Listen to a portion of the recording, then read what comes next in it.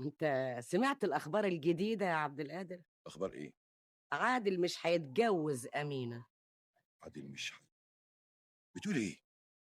بقول عادل مش هيتجوز امينه لانه بيحب زينات، واول ما هتخف هياخدوا بعضهم ويسافروا.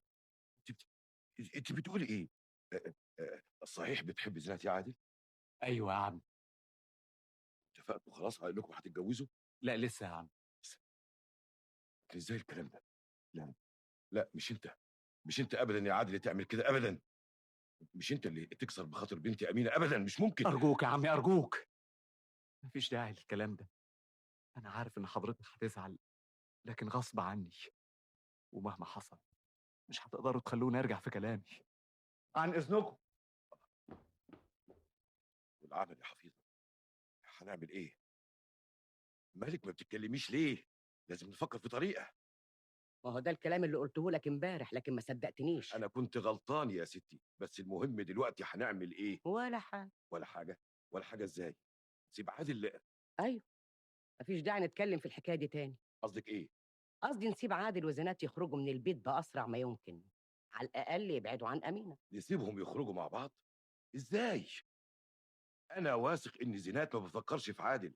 هم، زينات بتحب عادل يا استاذ عبد القادر، وهي اللي قايله لي كده بنفسها. مش ممكن، مش ممكن.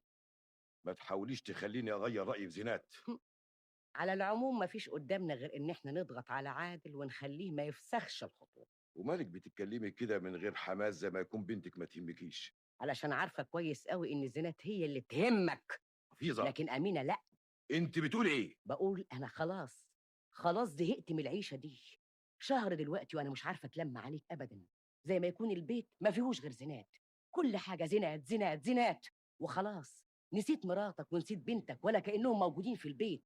تطلع ايه زينات دي؟ يا سلام، قد كده انت بتكرهيها؟ ده انت زي ما تكوني عاوزه تقتليها. اقتلها؟ ايوه تقتليها. وانا واثق ان الازمه اللي جات لها دي من تحت راسك انت. انت السبب في اللي جرى لها ده كله. انا؟ ايوه انت. طب ما تسالها، اسالها اذا كنت انا ولا مش انا. ما انت بتصدق كلام. واسالها ليه اذا كنت انا عارفك كويس، وعارف ان مفيش حاجه تقدر تقف قصادك لما بتكرهي حد. لكن النوبه دي بقى انا اللي هقف قصادك.